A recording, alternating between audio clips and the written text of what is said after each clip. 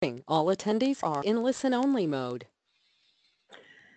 Welcome everyone to your team and work group coaching community of practice. This is Evelina Rogue. I'm here in Canada, and we also have Carl Van Huey in Belgium. We are the proud leaders of this community of practice. We also have from the ICF, Lauren McGee and Chris Rush, who are here on the line with us, doing all the work behind the scenes before, during, and after the webinar so that we can have an awesome experience here with you. So before I introduce the guest speaker, I just wanted to share with you a little bit about this community of practice and how you can connect with us. So as you know, if you've been with us for a while, we hold our webinars the first Tuesday of the month, so the next one will be on November 7th. And the kind of topics that we cover, in our community of practice is anything to do with, what is team coaching really versus, group coaching, what makes a team coach effective, what are the best evidence-based, practices to develop teams, whether we're doing that proactively to help them achieve high performance or when sometimes they're in distress or in conflict. And so our purpose is really to educate, help you to learn, and also to connect with your community. And obviously our big focus here is your curiosity and your learning. So we welcome your questions throughout. Send them in. I'll be looking at all the questions, and I will share as many as possible with Jennifer. She'll take a pause at some point in the middle of the webinar, and we'll also leave questions at the end. And if you want to stay connected with us, if you're new to us and are not yet on our distribution list, here's the link where you can subscribe. You can find these handouts, by the way, in the handout section of the GoToWebinar. We only email you with information about important events and information about the upcoming webinars. We do not share that distribution list with anyone else.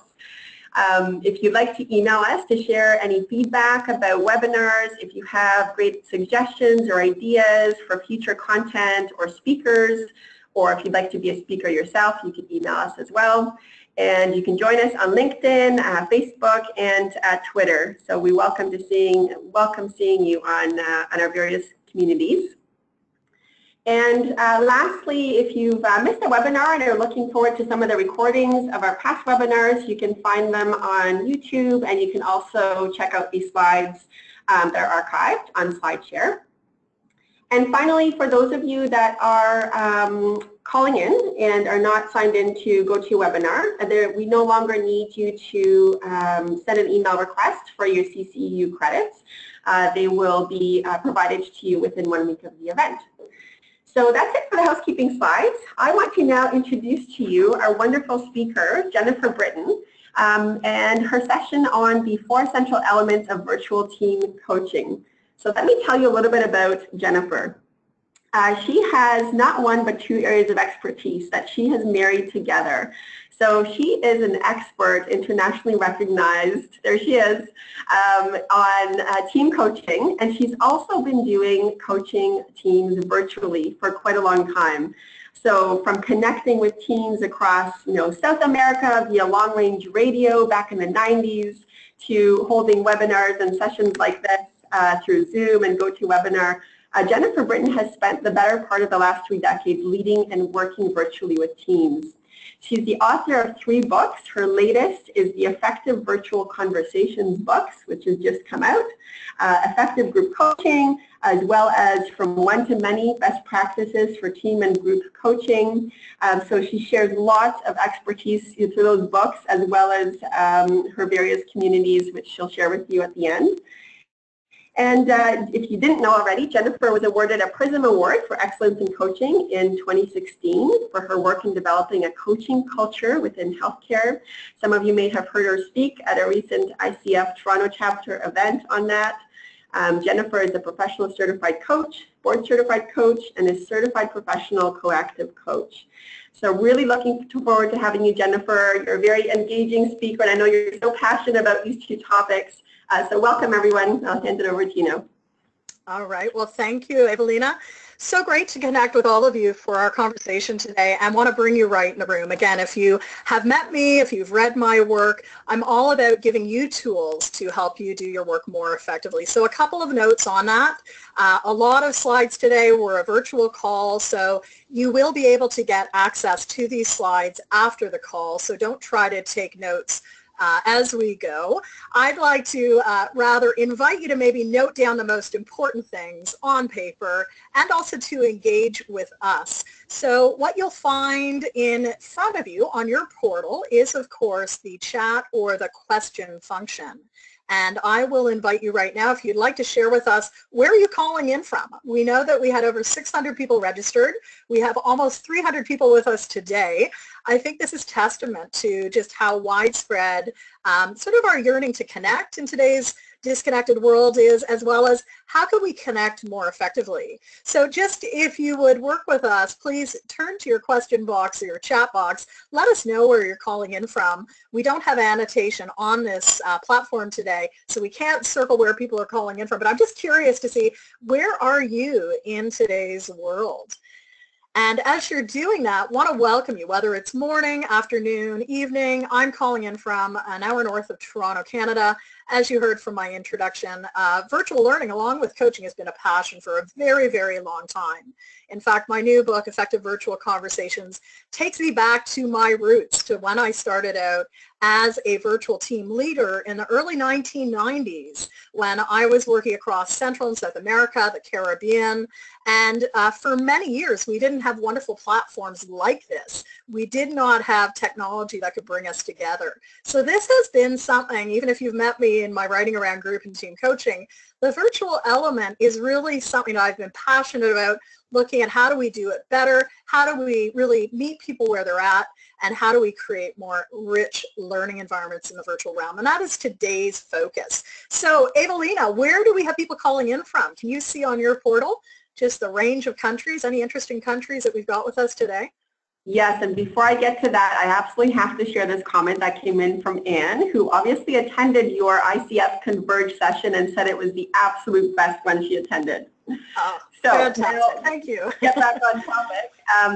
So people are calling in from literally all over the world. So we've got South Africa, all over Canada, all over the US, Spain, Switzerland, Sweden, Australia, Italy, Netherlands, United Kingdom, Abu Dhabi, France, just all over the world. So I hope that this makes you feel a little bit more connected as you've heard those countries. Thank you, Evelina. Just notice where we're calling in from the world and the great diversity that exists across our group. I think regardless of where you are, what time of day it is, probably you've spent quite a few hours in virtual calls this week. And whether you joined me in Washington, D.C. a few weeks ago at ICF Converge or not, what I think is important to know is that we're spending an increasingly amount of time on virtual calls. For me, it's 11 a.m. Toronto time. I've been on the phone since 6 a.m. this morning, hour 5, and we're not even at lunch yet. And all of that has been virtual work. Many of us have different reasons as to why virtual calls are important in our world. For me, it's part and parcel of the work that I do. I work with clients globally, and recently, a few weeks ago, I was reminded of how important virtual has become in my world. I was on my way to an engagement here in Toronto, and it actually wound up taking me 2 hours each way in the car before I even got to do the 1 day of work. And I've sort of take virtual for granted. In fact, I'm on it so often, I forget how exhausting it is. Really the commute for so many people that we're meeting every day in teams and organizations. So I hope whether you're coming today to pick up some tips to be a coach or if you're a leader, thanks for joining us and really take a look at what you like and what you don't like. So in today's call, we're going to move very quickly through a lot of different areas. I want to share current context, what's a little different in leading virtual calls, 4 essential elements for virtual calls, and I want to share with you some key design principles. How do we bring people in early on, like we did with asking you from the start, where are you? Maybe you're thinking about, okay, who else is nearby? Part and parcel of this work is really about leveraging and enhancing the trust, safety, and connection across our team and our group members. And certainly once we put this into the virtual realm, it takes on a whole new layer. Cross-cultural elements, language elements, technology elements. Think about what your experience was like today getting on the call. So let's take a look at virtual context. We live in an era of death by conference call. And I'm sure you've been like this gentleman here. I've been like this gentleman here. I know that many of my group and team members are doing the same thing when we're on a conversation. So the challenge today is, how do we bring people into the room? How do we connect people early on with the WIFM, the what's in it for me? And how do we make a situation engaging, whether it's through media, through cartoons, through other elements, to really make sure that people are paying attention and are focusing on. What I think is interesting for us as team coaches is the fact that there's very little time dedicated to virtual team development.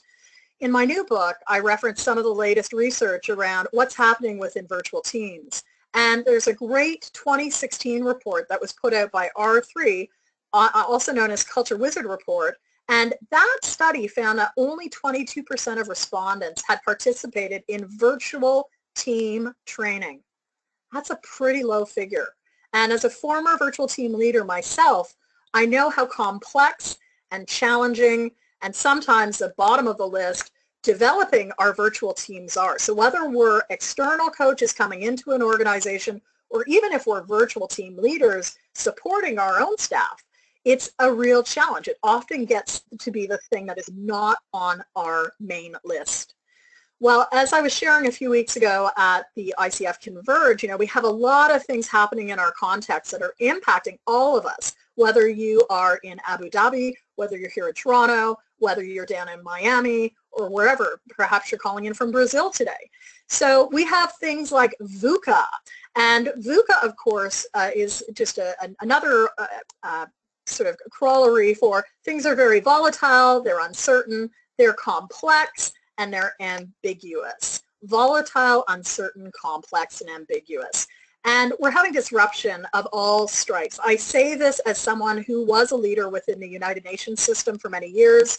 I was based out of the Caribbean for almost a decade, worked on disaster management for many, many years as well. And looking at what's happening post-hurricanes, I know, what is playing out on the ground, even if we can't connect with people in those countries right now.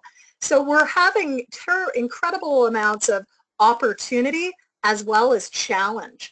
And all of these are impacting the types of discussions we're having.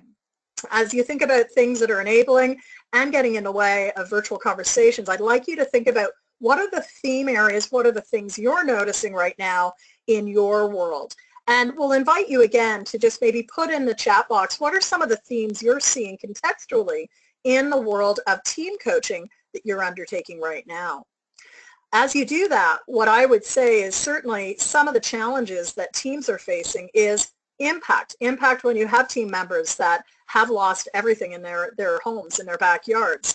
We also have a tremendous amount of uncertainty, things like Brexit, for example, across Europe, creating a lot of uncertainty on the part of business, on the part of teams today. And what I'm hoping is some of you have turned to chat. I think it's pretty safe to say in our group of 300 plus, we'll have some ideas. Evelina, what are some other themes that people are mentioning on our list? What's coming up, Jennifer, is a lot of complexity, almost constant reorganizations, globalization, a lot of people working in remote teams. Currently in the U.S. With the political stress that's affecting people's moods as well as productivity, financial insecurity, tremendous rate of change in all areas, particularly with regards to technology, the challenge of trying to integrate VUCA, diversity, the convergence of national cultures, mistrust, extreme views, that political uncertainty, ongoing mergers and acquisitions, that's driving redundancy or layoffs, and trying to stay focused in the constantly changing environment. Yeah, and I think this is where, again, as team coaches, we can provide that really important pause point. When I was writing my second book, From One to Many Best Practices for Team and Group Coaching, I undertook a series of interviews with team coaches around the world. And one of the questions I was asking is, what do you hear from your clients about the value of team coaching? And again, it didn't matter what part of the world people were commenting from, it's our ability to bring people together, to put a pause point, even for a couple of hours or a couple of minutes, to talk about what's important and what's not. So as practitioners, as team coaches, I think it's important for us to notice about, again, core competencies. And I'm bringing these back to the ICF competencies. Again, it'll be in your handout notes, but there's some key things that we really want to make sure we're doing and adjusting as we go. So coaching agreements. How are we in the virtual space making sure that we're hearing everyone's voice to help us shape our coaching agreements? How are we adjusting language, direct communication? As a Canadian, I would say what is direct in Canada is different than the direct in the U.S. And I was having a conversation a couple times this last few weeks with executives who moved from the U.S. to Canada, and a large part of our dialogue revolves around what does direct look like. Cross-culturally, direct, indirect communication is big variance. So how are we also adjusting the way we're coaching, the language we're using? And that's going to influence everything from the powerful questioning that we're using, how we're meeting with people in terms of what accountability can look like, as well as looking at our coaching presence. How are we showing up?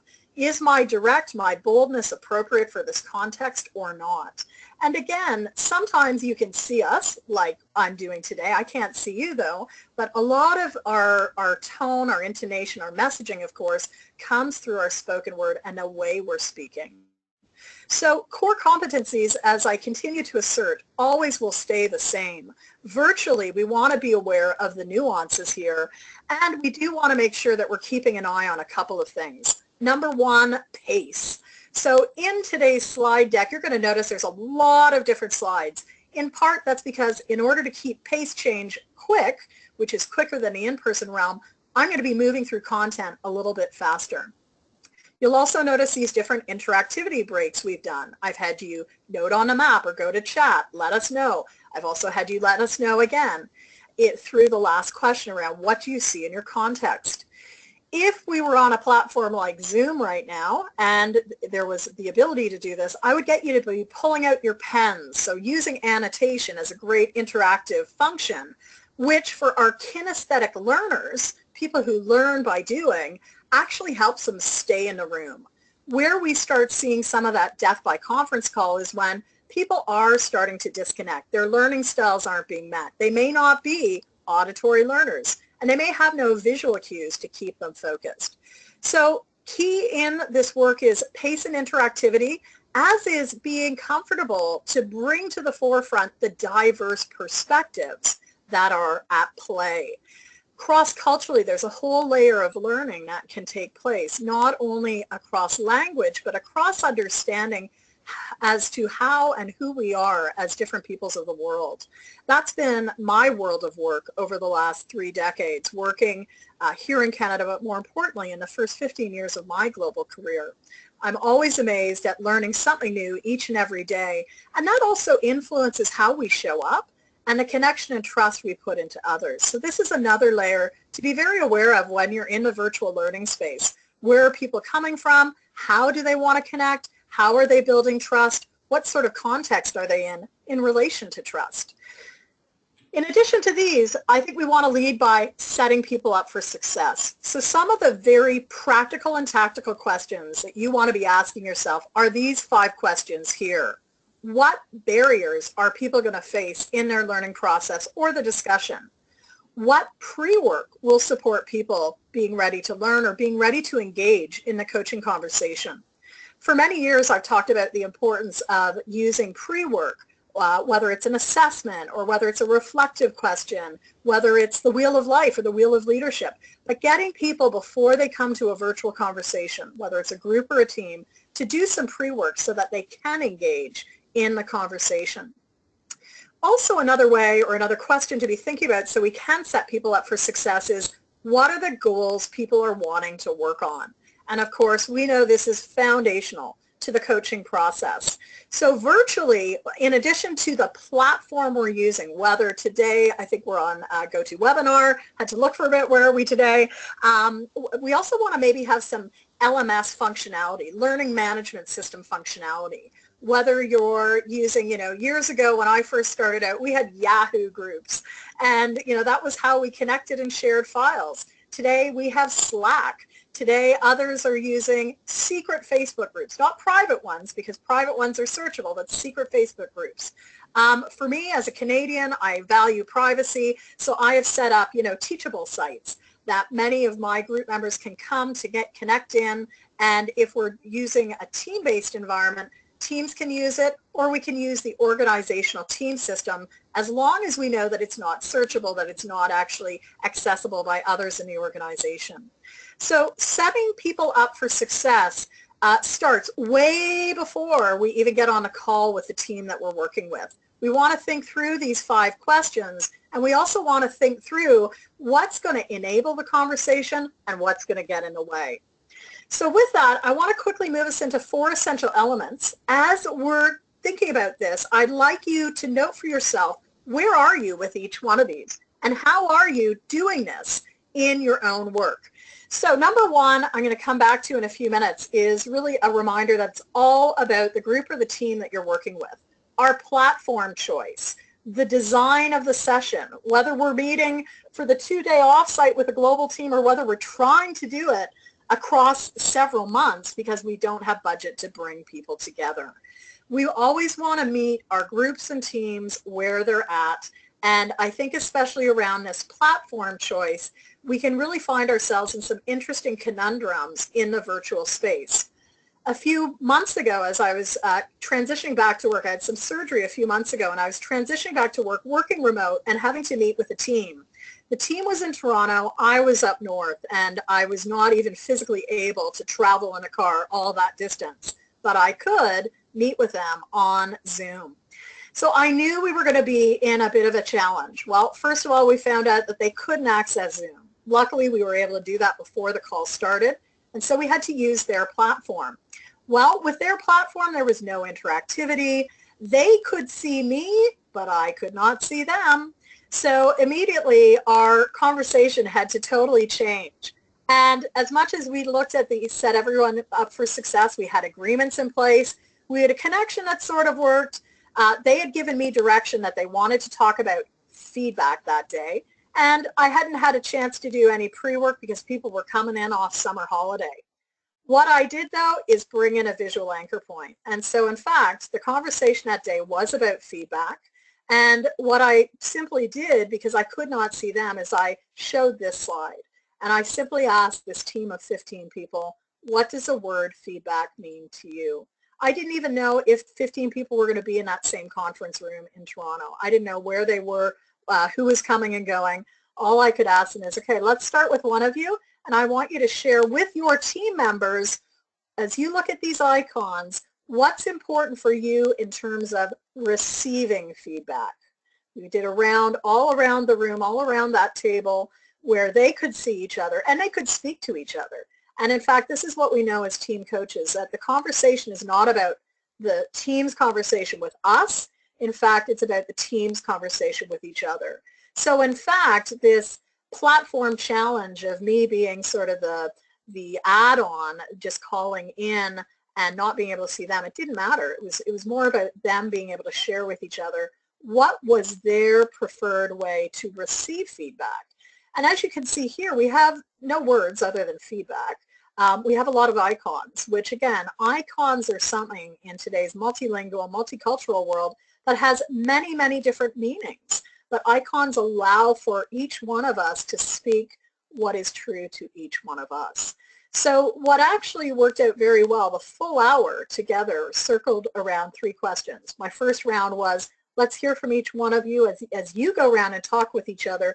How do you prefer to receive feedback? At the end of that, I asked people to then share what did they find interesting about what their colleagues had shared. And inevitably, we heard things like, I never knew that about you. I really am thankful that you had the chance to articulate that, because I know we're going to sit down for some feedback next week. Our second round was a different question, and it was not about how do you want to receive feedback, but it was asking them to think about their natural style and how they might be most apt to give feedback. Again, speaking from their own perspective. And so for the team, very much it was important for people to hear about people's natural inclination. And as we know, people will go to their default under times of stress and pressure, which is almost every day in today's workforce. We're inevitably going to go to our natural inclination. I know I'm always going to drive for results because that's part of how I'm hardwired. And it's important for my colleagues on a team to understand that when I'm stressed and under pressure, that's where I'm going to go to. So again, I might pick one of these. There's no drive for results, but I'd probably pick the second on the left-hand side of your screen, the growth curve, the second from the top on your left. That would probably be how I want to give feedback under stress. I will want to help you exceed and accelerate pretty quickly. And that can be important for another team member to know.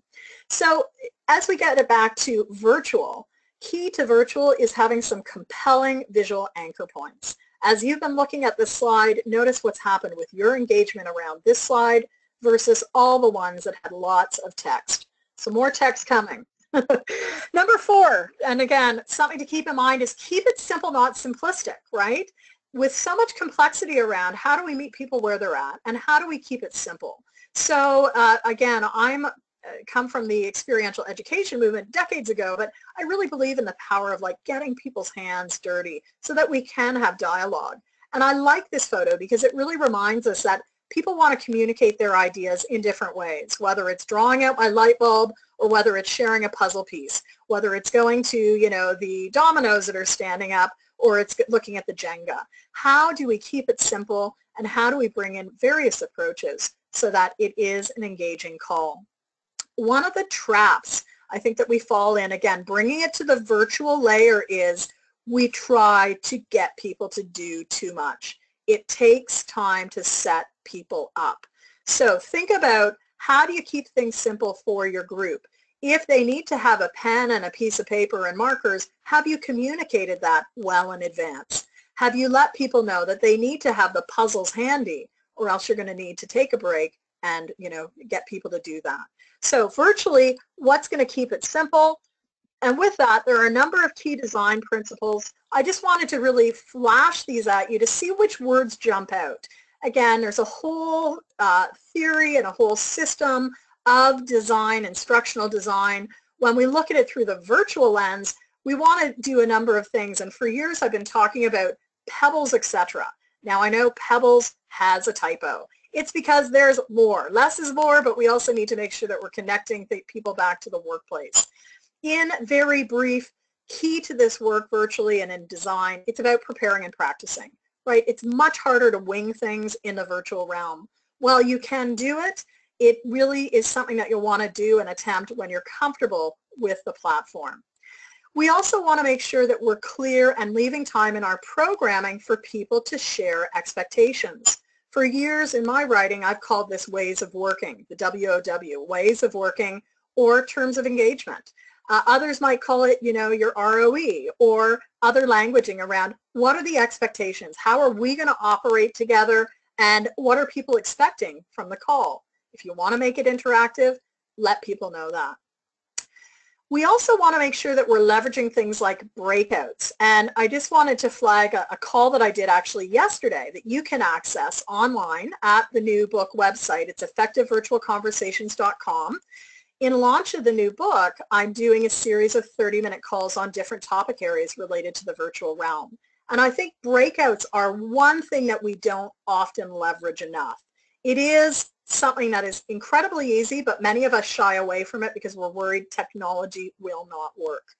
Breakouts are probably one of the fastest ways to bring people into the room, connecting with each other, building trust with each other. So we do it in the in-person realm. Let's do more of it in the virtual realm. And for those that are interested, click on over to effectivevirtualconversations.com, go to the community calls list, and yesterday's call, October 2nd, was about breakouts that sizzle. And I think, you know, whether it's sizzling or not, try them out. Like, really get over our own fear. Get over your own fear if there is some fear there that they won't work. People love them. And the interesting thing about it is, you know, from a connection standpoint, we are able to do that more. And there's a whole brain science around this work. I think as we look out across our landscape, from the work of conversational intelligence to David Rock's SCARF model, you know, there's been so much in the last few decades around coaching and the brain. If you haven't dipped your toes into that whole body of learning, think about how you are activating and also, you know, hindering the brain in terms of learning. And from a virtual standpoint, again, we really want to set people up for success. We want to lower that cortisol, increase the oxytocin.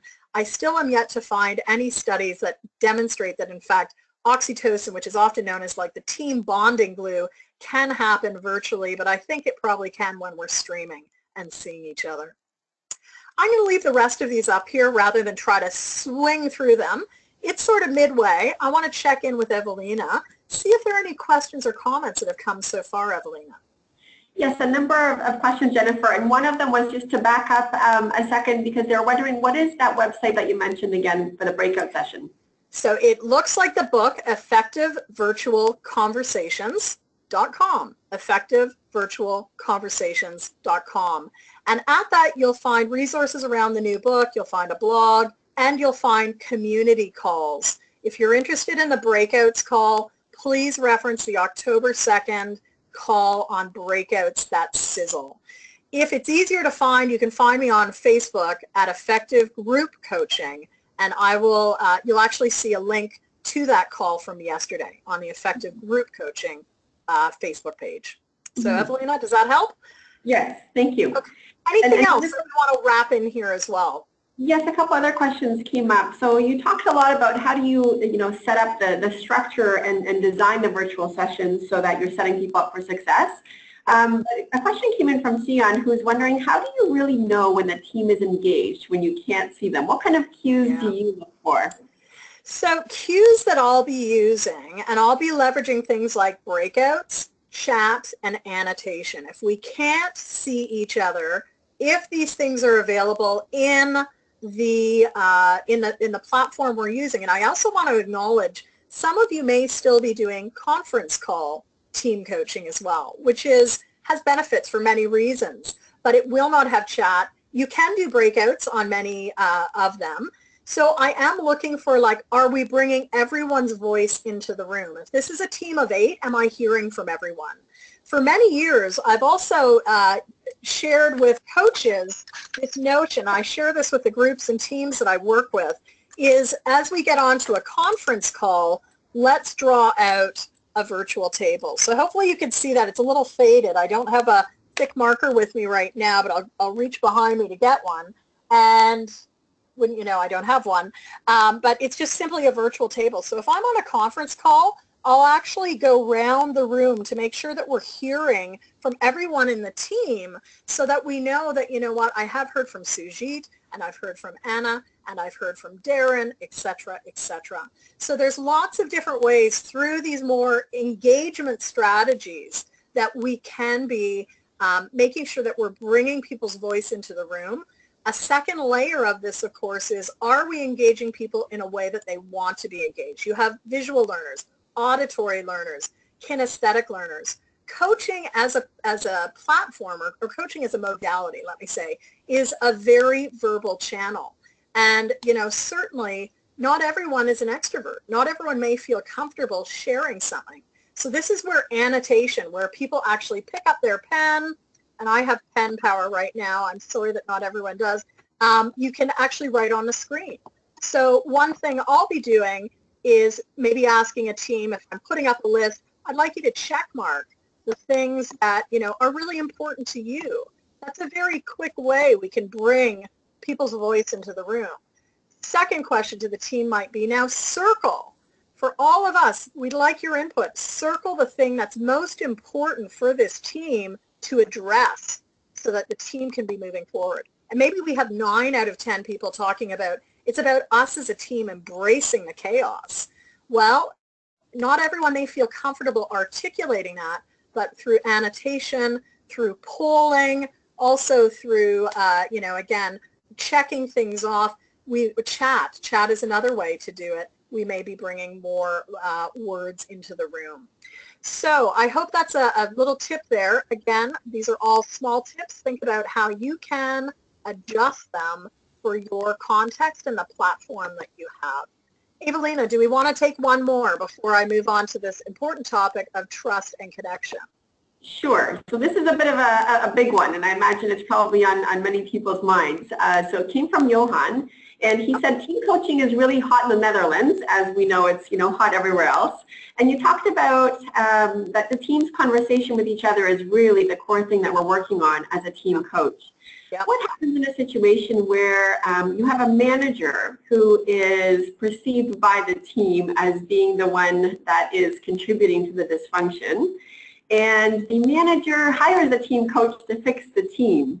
What are some strategies that you use to really assess that that's the underlying issue that's going on, and how do you address it? Good. Well, I think, probably almost every one of the other presenters have touched on this issue. I think this is a very common thing, whether we're virtual or not. It really does speak to, again, setting everyone up for success, which is part of contracting. I think it's important, whether we are in the same room or other, is the team leader open to receiving feedback that may or may not be positive? How engaged are they, willing to be, not only in the process, but in creating the space for change to be effected, whether the change needs to be with them or whether the change needs to be with the team system. I think all of us can think of events, in person and virtual, where team coaching engagements have not been as successful because the team leader was not as engaged, or there were barriers created because of him or her. So this is definitely a much bigger conversation than today's presentation on virtual, but it is a major, major challenge and discussion point, I think, as we enter into any team coaching engagement. So I think that was Johan. I hope those are a few things for you to be thinking about as you approach your contracting for both virtual and also in person. Evelina, any feedback there?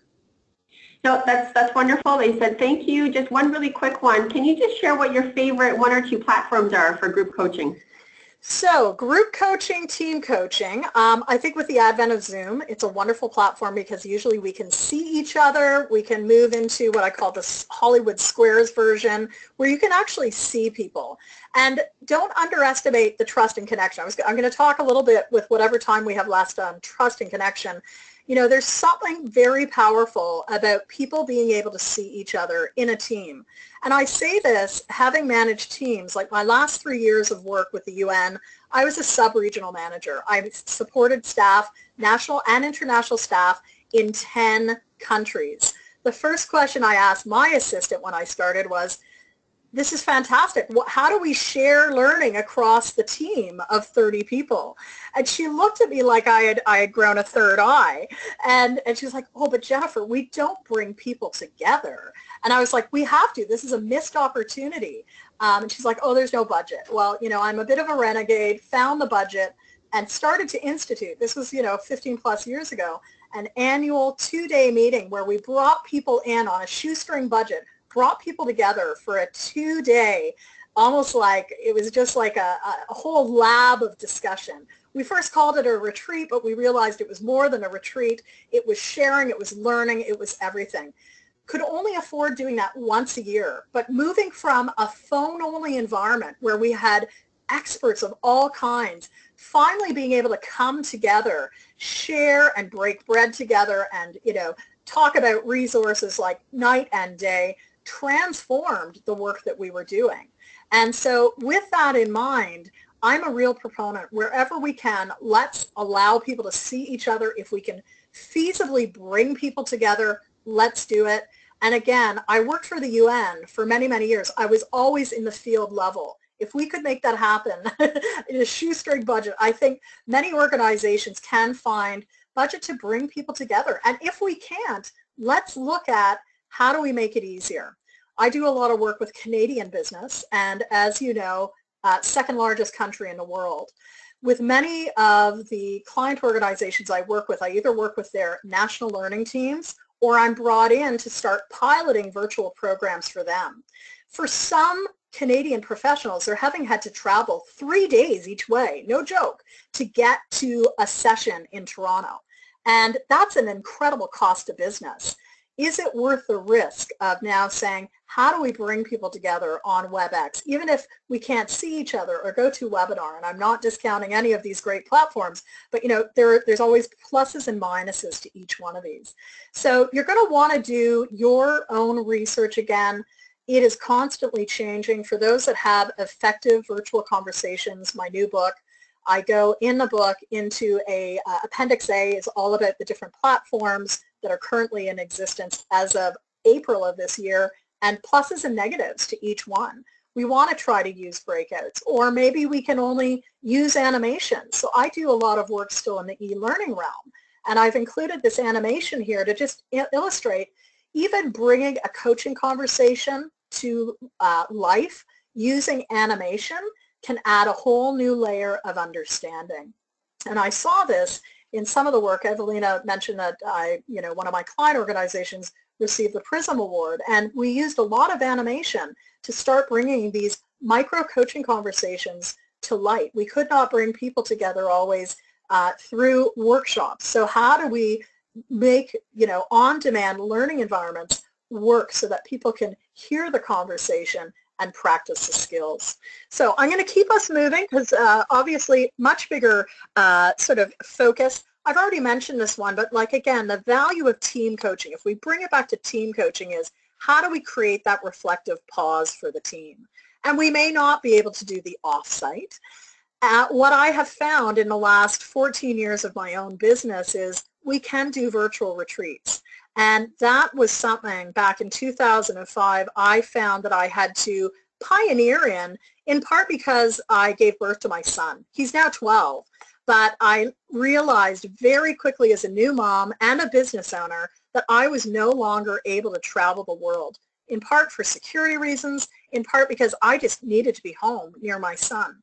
And that allowed me, with many of my clients who I would say perhaps aren't on the innovation edge, but have worked with me to try things out, we've found some really fun, innovative ways to create reflective pause where we might not be in an offsite, but we can do it from our own locations. So key to this work is what I call the triad of trust, safety, and connection. And if you were with me a few weeks ago at ICF Converge, you've heard this. If you were with me at the ACTO conference in June with the coach educators, I was sharing this as well. And I wanted to bring it in again because I really think where we can really create an enabling environment for conversation in groups and teams is making sure that these elements are in play. And I call it the triad of trust, connection, and safety. Again, there's been so much writing. If we go back to Amy Edmonston's work, and back in 2011-12, she published her recent work around teaming. She's well known for the last umpteen years around psychological safety, or this shared belief that the team needs to be safe for interpersonal risk-taking. Very much aligned with what we've known of Tuckman's model since the 70s, for teams and groups to progress through forming, storming, norming, performing, and adjourning, teams have to feel safe. And I think many times we are brought in as team coaches to help teams have these difficult conversations, to unearth things that aren't working, that are terribly uncomfortable, that require a lot of courage and bravery, so that they are feeling safe to really move into risk interpersonally and risk on a performance level as well. So all of this is great in the room, but how do you do that virtually? And I think, this is the next layer of how do we create safety, how do we create trust, because so many of us are now bringing teams together that are virtual in and of themselves, that might see each other or see some team members, or be dropped off the call or can't attend the call because it's 3 a.m. in their location.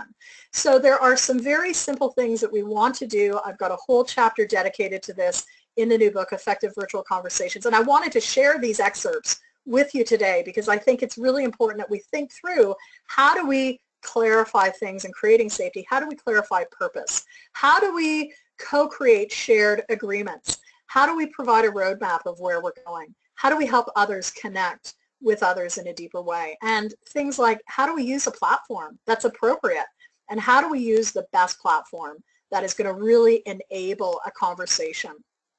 I think one of the things that is terribly important for my work with my clients is really spending a lot more time in the contracting phase, making sure that we have really worked out, can we be bringing people in on a platform like Zoom where they can see each other, where it's really equalized, sort of just any distinctions that people have. The beautiful thing with a platform like Zoom is it's got mobile apps. People can phone in from their phone, which in some parts of the world is more secure and more stable than a lot of these other, phone line issues. So really, we do want to make sure we have safety. We also want to make sure that we're building connection virtually, so very quickly bringing people into the room through breakouts, video streaming if we can. Pre-calls are things that I would do in a group coaching realm where I like to reach out and meet with people before the program. I don't do it in team systems work because I think it starts to muddy the waters around the conversations and knowledge I have about the entire team. But there may be instances with very remote teams that are more like a group where the team calls itself a team. They're a virtual remote team, but as you unpackage it, really they're not really a team. They're not interdependent. And in that respect, it can be of use to meet sometimes with a pre-call with each individual member of that team or group. Again, you're going to want to think through the different layers here and how if it raises any ethical issues or not. Virtually, I think we want to keep the focus. And one thing that I continue to notice, and you may see this with your teams that you're working with, is the thing that gets left aside is truly the team meetings. Oh, we don't have time. Oh, we can't do that. And what we know from team effectiveness research is that teams that excel have shared team practices. Just because we can't go out for a game of ping pong, how do we create virtual connection? Can we do a virtual potluck? Can we have lunch or breakfast or dinner at our desks? Again, as team coaches and in support to the team leaders and team members themselves, how do we help them identify some more innovative ways to connect and get to know each other? Because that informal time where we can just share our stories or meet each other is really important in forming connection. So again, a much larger issue. What was interesting, again, and I can't remember the colleague of ours that was at my ICF Converge convention session, I had everyone use these little breakout screens. If I can, I'll turn off my video while Evelina is telling me, because they're over on another part of my office. But we got some great ideas of building connection and also in building trust. Because if you don't have trust, very hard to initiate the coaching conversation, very hard to ask people to really be open and vulnerable and sharing things about their livelihoods. And again, that's what's a little different between group coaching virtually and team coaching virtually. In a group coaching virtual environment, it can be very liberating for people to come together from across the globe. They may, for the first time, be connected with someone who does similar work, yet half a world away. And that can be really empowering, especially if you're working in a small nation where there's a lot of competition. You may not be able to share best practice because of competition. Where virtual can be very complicated, though, is in the team environment. And again, with teams in building trust, we need to really spend time there so that people are confident in sharing things because it's about their livelihood. If I start pointing to things that aren't working in the team, am I going to lose my job? And I think that's a very real concern for so many people today. Just look around at what's being modeled in the context that you're working within.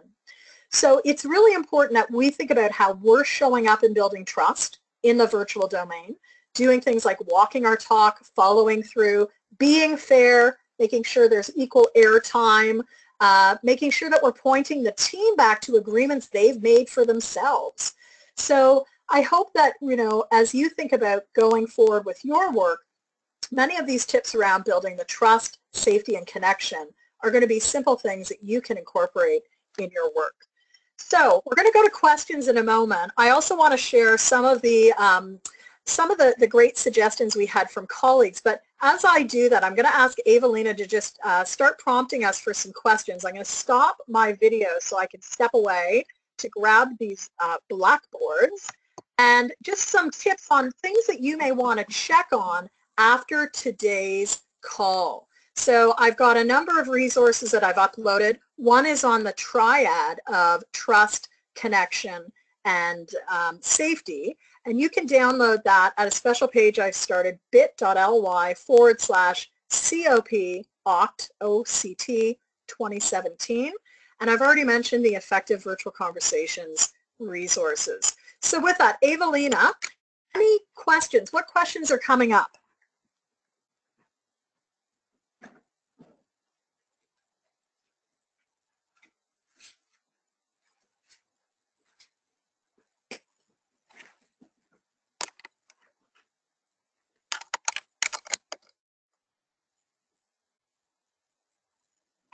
All right, I'll get you to say that again, Evelina. The voice faded. Can you say it one more time?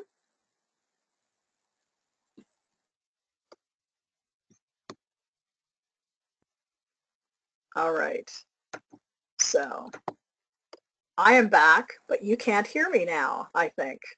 So I've lost my mic ability. Oh, there we go. Can you hear me, Carl? This is Karel van Hooy. I'm the second leader. Are you still there, Evelina? Have we lost Evelina? Can you hear me? Carl, Jennifer? Yes. Can you hear me? Thank you, Carl. Okay. Are you back, Evelina? We're back on. Okay. Jennifer, in your experience, how is virtual team coaching different to face-to-face team coaching when you're trying to embed behavioral change in individuals? Okay, so you broke up a little bit there, but I heard the first part of the question. How is it different, virtual versus in person? I really find that taking the time to connect people is so important. Can you hear me? Yes or no? Yes. Okay, yeah. Perfect. Okay, good. So you can hear me. So again, I think one of the biggest things that is an issue is building the trust. Again, these are people typically who aren't working with each other every day, so they're not seeing each other. Your team coaching conversation may be the first time people visually see people come together. A lot of that will depend on what is the focus of team development in the first place. What I tend to do a lot of work around as well is helping the team be in dialogue around how clear are their goals. Do we have shared team practices? Have we created agreements? And while that's always a starting place for in-person work, I find that it takes longer for the virtual realm as well. Again, many of these conversations take longer because we have to be more fixed on process and how the process works. So a couple of tips there, again, not in total, but some ideas to keep in mind. How are you building the trust? How are you building the connection? How are you also helping team members from across geographic areas find each other? The other whole element, and I'll just mention it, but not to diminish it, there's a whole, usually, not always, but usually there's a whole other cultural element, cross-cultural element that we may not have to the same extent in an in-person realm. That is me. I'm going to claim and name some of my own assumptions that I'm making there because, again, I think of a workplace here in Toronto. It can have just as much multicultural layers as a virtual team is that I'm working with globally. So a couple of ideas there. And I did go to grab, again, these blackboards of ideas. And, you know, one of the things we want to do across any team coaching is really harvest the knowledge, harvest the learning, and do that in fun and different ways. I think we really operate in such a serious environment. When I was asking other coaches, fellow coaches at ICF a few weeks ago or last month about how do you want to create connection? Here's one of the groups. We want to play a game. We want to do an icebreaker. We want to leverage polls, chat, other tools. We want to make sure that we're leaning into interaction, and that takes time. It also takes confidence that, you know what, technology will happen just like it did a few minutes ago. We'll figure it out. No worries. Let's just keep rolling and not let technology get in the way of doing some things that are a little bit more avant-garde. So with that, Evelina, let's go to the next question because we've got a few minutes left. Evelina. I think we lost her. Okay, so share bit.ly. Thank you for sharing the bit.ly. Carl, we'll just keep rolling maybe. I'm going to just get people to continue to add to chat. A few things that I'll do is a song and dance. Resources for people who are interested in like virtual learning. Can't say enough about the great work of Cindy Huggett. She also has another new book out this summer as well. Jane Bozarth, a woman I've always looked up to, and Jane has done a lot in the span of e-learning. Again, in addition to coaching, what is different with the virtual... Yes, we do. Thank you, Jennifer, and thank you for patience with technology. Welcome, Evelina. So go ahead, Evelina. What other questions are on the table? Okay, so what I have from Ritzio is what are your thoughts on making participants aware of the intrinsic limitations of virtual communication up front and asking them to apply any particular ground rules? Okay, so again, I think we're having beautiful modeling of what can happen and what is typical in a virtual program. So I'm gonna, I think I heard half of it. I'm gonna own that and just say that here's how I'm interpreting the question. How do we, again, set people up for success, get them ready for the fact that, you know what, voices will chop out, we may or may not hear from everyone. This is where you want to have multiple communication channels, because I'm guessing right now what may be happening is speed issues within the call. And so with that, you know, some people can hear you, but you may not be able to hear them. So if we were on a platform, I'd want to make sure that we're using chat, we're using annotation, that we're allowing people to be heard in a way where their voice is at the table, especially if it's a team, right? We don't want to create an imbalance within the team because we can't hear from someone. And what that might mean is really piloting things, especially in the first call, which of course is hopefully in any team coaching engagement, in addition to the assessment and clarification of what you're focusing on, it is about setting up team agreements. How do you as a team want to operate in our conversations? And also how do you as a team want to take this forward? Having those ways of working, having those team agreements in place before you step into the more challenging conversations, really, really important. So Evelina, I hope that I was able to interpret that question well. And I see. Yes, thank you. I'm not sure if you can hear me. I can't see. So again, my own limitation. So making participants aware of intrinsic limitations of virtual communication. Yeah. So again, ground rules, etc. So I'm conscious that we might be able to take one more question. I've been putting up different things, upcoming programs. If you like today's call, hope that our paths may cross in a learning environment. You'll see those in your handout. And I want to leave the connection page on as well. I've been referring to a number of resources today at effectivevirtualconversations.com. Of course, if you're more interested in group and team coaching specifically, go to groupcoachingessentials.com. I'm an avid blogger, and for those that are interested in like practical examples of like how would I work with a team in this work, just note that on Tuesdays and Wednesdays for the rest of this year, I will be doing a series at my Teams 365 blog. That is at potentialsrealized.com, and it's 20 different exercises or activities for virtual and remote team leaders. So they may spark, again, your ideas around coaching. As I always like to say, as coaches, we're leading from action, awareness, accountability, and of course the goals that are important from our clients. So Evelina, over to you for maybe a question or a wrap up, and I'm happy to stay on the line for a few more minutes. I do know we're coming to the end of our call though. Yes, thank you, Jennifer. I don't know if you can hear me, but I have sent a few questions over to you via the chat box, if you can see them. I can see them. So do you want to, are we almost at time now, I think? Is there anything you need to say? And I can stay on for a couple more minutes. I know that there's a question. Will you share your slides? Need to get all the information? Absolutely. They're going to be shared. If anyone has questions, reach out to me directly, info@potentialsrealized.com. So Evelina, I can stay on for a few more questions if you'd like to keep this going. Wonderful, thank you. I know you mentioned you could stay for an extra 5 minutes, so thank you so much for being here to everyone. If you need to run, it's almost 12. Thank you, Jennifer, for all your time, and feel free to answer a few more questions. I've sent them to you in the chat box. And here's what I'd invite. Before you slip off, let us know what your biggest takeaway is, or what's the next step you're going to undertake as a result of today's session. Before you step away from your desk, what is the one thing you want to put into practice as a result of today's call? And thanks for joining us. So I'm going to stay on for another 5 minutes. And I think our first question was, you mentioned the brain. How can you get buy-in to virtual work? How can you bring in brain science? Aha. Well, again, this is a really big this is a big question for 5 minutes. And I mentioned a few sort of people that I would put in the expertise realm of brain science.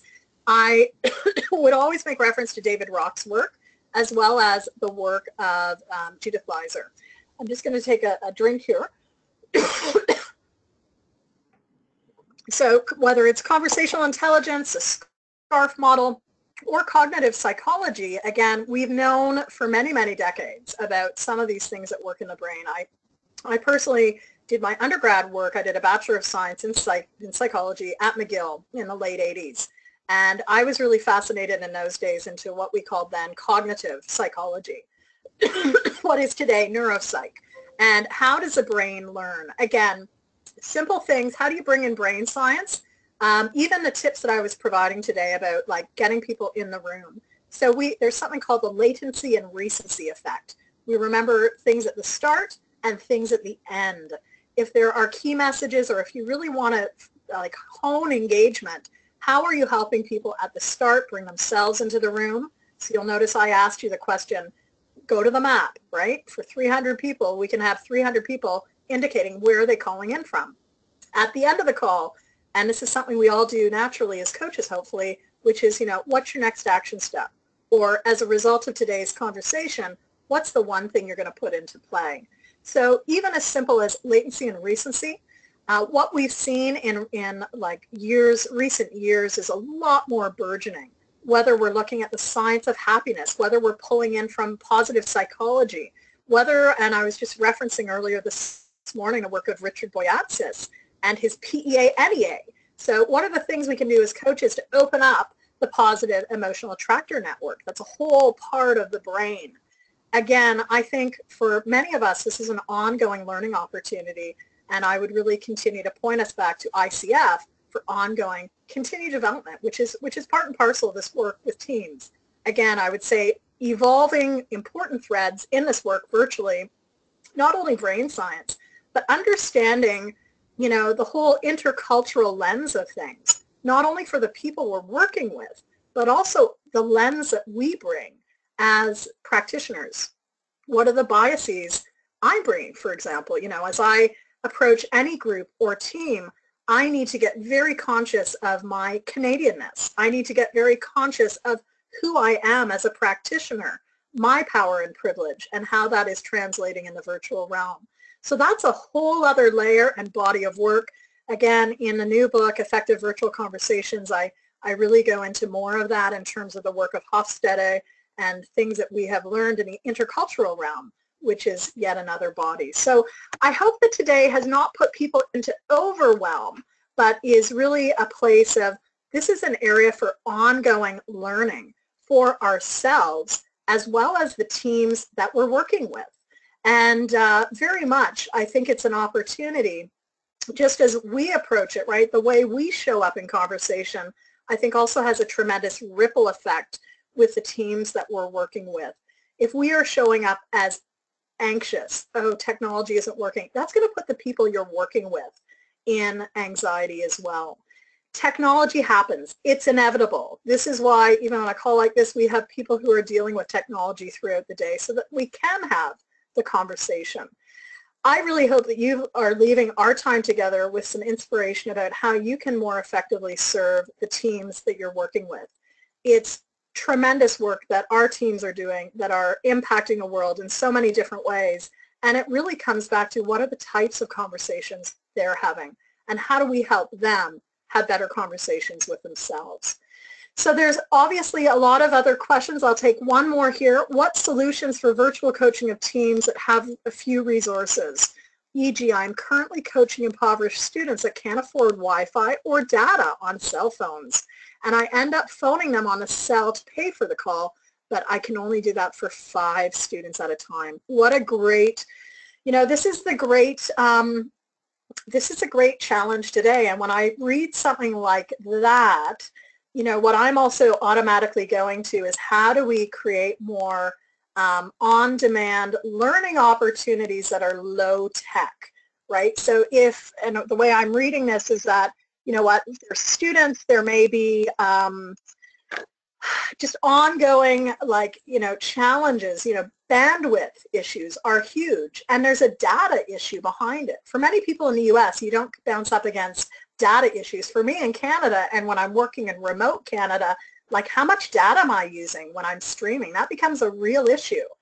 Even for me as a practitioner, as a business owner, it's costly. And so how do we look at other platforms in addition to the live conversations? So I mentioned earlier on, is there a portal? Is there a place that you can put information? Can you be using platforms like Slack, which is an app?